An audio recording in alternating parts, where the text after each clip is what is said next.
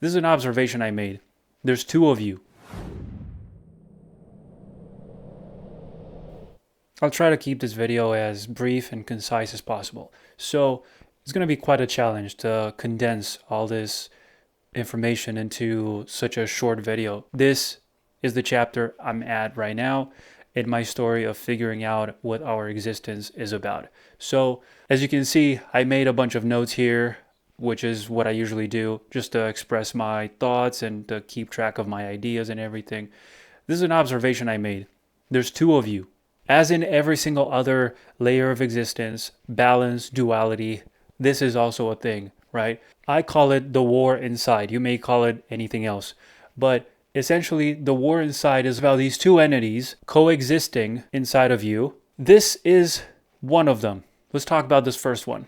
This is the soft, fragile you, which I depicted in this shape. If we go over all the features that define him, we could talk about how he's always stuck in theory. He's always constantly seeking for more and more information, asking more questions without ever taking action. Now, he sees only obstacles. He's constantly discouraged by any challenge whatsoever, and he constantly looks for the easy path. He has a cluttered mind because it's like constantly overwhelming himself with more and more information without even processing it. He is over-empathic. And what I mean by this is that he constantly puts himself in the place of others, and that ends up somehow being detrimental to his own growth because he's not really doing anything with whatever the lessons are that he's learning from those. I'm not sure if that's how you say it, empathic or empathetic, but it doesn't really matter right now. So the next one is delusional. Okay, he's delusional. He's foolish. He's weak in mind and body. He's afraid, he's insecure, he depends on feelings, he's unreliable. You can't really trust this guy because he always ends up giving up or giving you up or being late or just falling short on any expectation. And that's exactly what I mean here by he runs away from storms. Now, storms is a metaphor I'm making here for the challenges of life, right? There's always a calm between the storms. Storms are unavoidable. It truly makes a difference when, depending on which attitude you're facing those storms with, is going to define your outcome in the end. So the storm is going to reach you no matter what, right? Now, we might as well just do something about it. And it matters how we face those storms. So yeah, he runs away from storms. He's unemployed. And by the way, I need to make a quick incision here because when I'm saying all these things, all these kind of videos I'm making of this kind, this is basically about me. I'm just thinking out loud, let's say. I don't mean people to take this as a personal attack or something, like I'm doing this for myself. And one day I figured, maybe some other people might benefit from hearing the same thoughts I'm having about myself.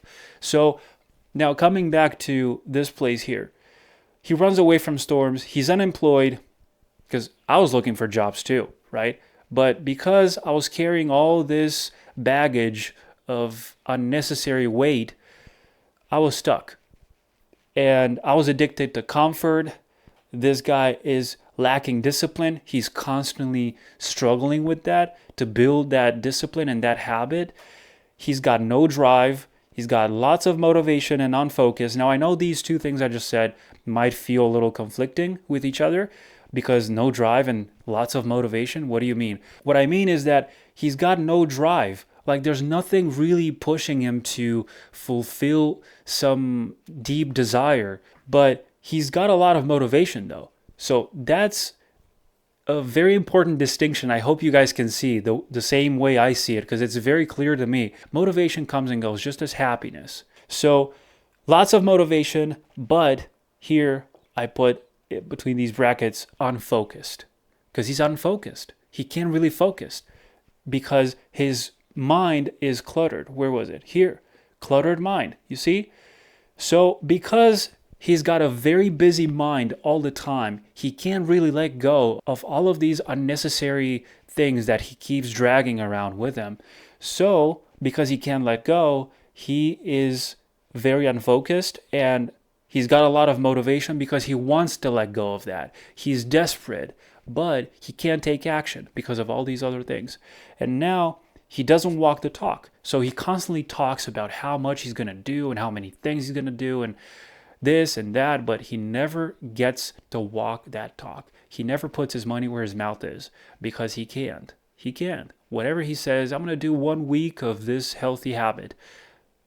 Day 3, he probably gives up. And that only reinforces this same, I don't even know what to call it. Like it's a self-fulfilling prophecy at this point. Like you're putting yourself in a position to lose every single time because you choose to give up when things get a little rough. When in reality, it's only when you push throughout that storm that you can manage to see the calm after it.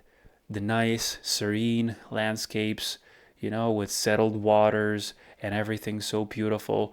But you're never getting there because you constantly give up inside of the storm and you're trapped inside of that storm. Now, he doesn't walk the talk.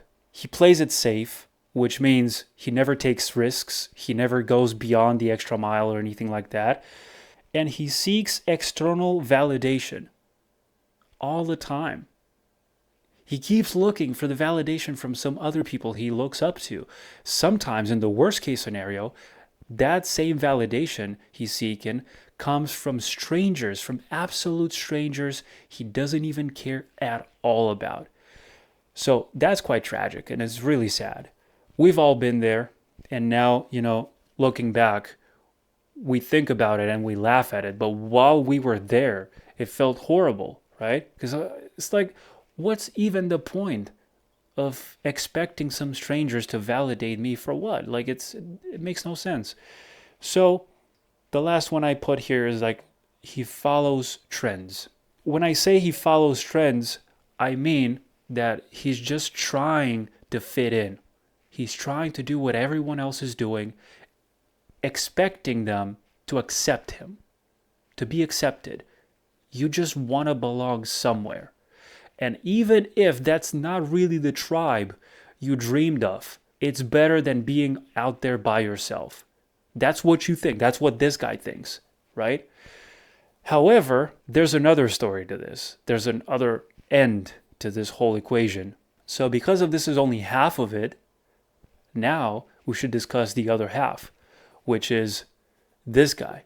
This is the sharp, indestructible you, okay? This guy is the savage version of yourself, as opposed to this more civilized one. And take civilized with a grain of salt, because it's really, that's why I put it in between these quotes here, because you're civilized in a forced manner, in an artificial way. That's not really being civilized. So this guy is so much different from this one that it is going to blow your mind. I know you guys have been here at some point, and then you kept bouncing back to this guy and then bouncing back to this guy. That's what I've done. It's what I'm doing. And believe it or not, I found balance in between these two. Somewhere in between, right? You can't have this guy all the time. You can't have this guy all the time. Both kill you. You have to make peace between themselves somehow. And what makes the difference between this guy and this guy is that this guy here is always challenging the impossible. He keeps defying the odds. He thrives in the practice. He enjoys the storm. Remember the storm we talked about before? Yeah, he enjoys that stuff. He runs straight into it, not away from it. Straight into the storm, not away from the storm. Now, he sees only opportunities as opposed to that guy who only sees obstacles, right? Every single bad thing that happens, this guy takes a chance to make it better and learn something from it. Instead of feeling defeated and lost, every bad situation for this guy is a moment to improve. It's a chance to get better. He's got impulse control. That's what I call this. You're finally becoming the driver of your own vehicle instead of letting your, let's say, your emotions or your innate impulses kind of drive you, right? Because it ultimately ends up in a bunch of addictions. And these patterns are hard to change. They're not impossible to change, but that's precisely what keeps this guy stuck in that whole loop. So because this guy controls it, he is mentally prepared to kind of break free from any of those patterns anytime. then he knows from experience because he's been there. He's done that. That's why he has clarity. He can see clearly now. And he's a risk taker as opposed to this guy who's insecure and kind of dwells in that safe bubble. This guy acts with purpose. He delays gratification because he sees the value in sacrifice. And he believes, especially, this is very crucial, to believe, to know that it's possible. Like, I believe I can get it done. I believe I can make it. And because you believe, you're self-suggesting that something is possible, right? Whereas this guy is constantly dreaming about it, but never actually doing anything about it, which is like, again, that loop. You see? It keeps coming back. I think I have to do this, but because I'm not willing to go past the first stage of the storm, I'm never getting to the next level, to the next stage. That's why I keep getting stuck in the same place again and again and again, because I keep giving up every single time. Every single time it goes a little sideways, oh, it's uncomfortable, I give up, so you go back to comfort. Unfortunately, comfort is really good. That's also the problem, that comfort is so good that you end up preferring it over something that's functionally more valuable to you. So everything has a price. And I'm not sure if you guys can see this one here. It says, nothing changes if nothing changes. Let that sink in. Nothing changes if nothing changes. None of this will change if you don't change anything from it. Okay, if you don't change anything in your lifestyle, in your way of thinking, in your way of speaking, in your way of behaving, in your way of reacting to things, nothing's going to change. Things are just going to stay the same. Coming back to this guy, he delays gratification. He believes, like I said, he is self-respectful. That's very important. He pays respect to his own body, his own mind, his own spirit, his own essence, to himself. Okay? And because he's self-respectful, he understands that there's not going to be any more easy mode anymore.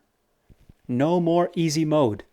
That means we no longer take it easy. If it's too easy, then that's equivalent to the price or to the value it gives you. If it's too easy, it's probably going to be not that valuable in the long term. It might help you right now, which is how you end up seeing all these people kind of coming up with, I don't know, life hacks to get this quick and get this done very fast and stuff like that. Sure, but the really important things take time. You have to understand that. That's where most people fail, where I failed a lot of times. But as soon as I understood that it's no longer going to be a week, it's likely going to have to be a year or something, 6 months, a year, 2, 3 years. Things suddenly become more possible where you only saw impossible stuff before. Let's take fasting, for instance, okay? I'm fasting for 3 days right now. I've done this for 8 days in the past, 6 days, 7 days, 3 days, but always 24 hours in between. Since for 3 years now. And it's become my standard. This is just my baseline. Years before, if you asked me about this, I would have thought that's fucking nuts. It's crazy. You can't do that. You need food. But because I now know from experience, I'm no longer afraid of that. So I know that I'll be perfectly fine if I go a week without food. Any food. I'm not talking a little snack here and there. No food, no calories, 0 calories, only water. So that's the kind of knowledge that builds your experience, and it helps you make better decisions in the future. You get to know yourself better, and that's exactly what I'm talking about with this. It's about knowing yourselves. Learn about who you are, how you think, how you behave, why you think that way in those circumstances, but think this other way in those other circumstances. It's just about learning more about yourself. And this guy understands pain. Pain is an inherent part of the equation of life. Everything's built on pain, okay? It's a part of love, which is the strongest force driving the universe. It's a part of any process of growth. It's always pain. It's pain and then reward. Pain, reward. The storm is not cool, but it's necessary. I don't know if you guys are getting what I'm saying right now, but this is crucial. This is an important step. If you don't understand this thing about pain, you won't get to the next level, ever. It's never going to be easy. It requires effort, sacrifice, struggle, discipline. Pain is part of all of those things. You got to incorporate that into your baggage of knowledge. Pain is part of it. Okay? We don't make these rules, by the way. I didn't make these rules. This is just what I found out. I'm just sharing it with you, and I hope it makes sense. So, because he understands pain, he manages to tame temptations. And what I mean by taming temptations is the same as, being self-respectful, no more easy mode, delaying gratification, especially this one, because they're all interconnected in some way, all right? The same way these depend on each other. And it's very, very interesting how you come to these crazy realizations of how, oh my God, they all depend on each other. And as soon as you change one of them, it starts affecting the rest. And soon enough, you find yourself on this other side. It's like a domino effect. Suddenly, all these individual puzzle pieces that were just lingering around in the back of your mind, you're finally connecting those dots, and now it makes sense in the big picture that you have in your mind about what reality is, about what existence is. So I hope this was helpful for you guys. I try to keep it as simple as possible, but there's a lot more stuff I could talk about here. So yeah, I hope you guys enjoyed this episode, and I hope that it brought some value to you somehow. These two guys are going to be there no matter what. You can't have one without the other. What matters is, which one are you helping? Which one are you helping? Now, this guy is going to have his chance. This guy's going to have his chance. And I found this perfect balance between the two, just the same way you're walking. You shift your weight to your left leg, then you shift everything to the right leg, and that's how you make progress forward. I feel like growth is a dance between these two, but it's never in the same level. It's never only here. It keeps growing. Now you're bouncing between them at higher levels, and it's a constant exponential growth. So yeah, again, I hope you guys enjoyed this episode. I hope it brought some value to you. Thank you so much for listening, and I'll see you in the next episode. Thank you.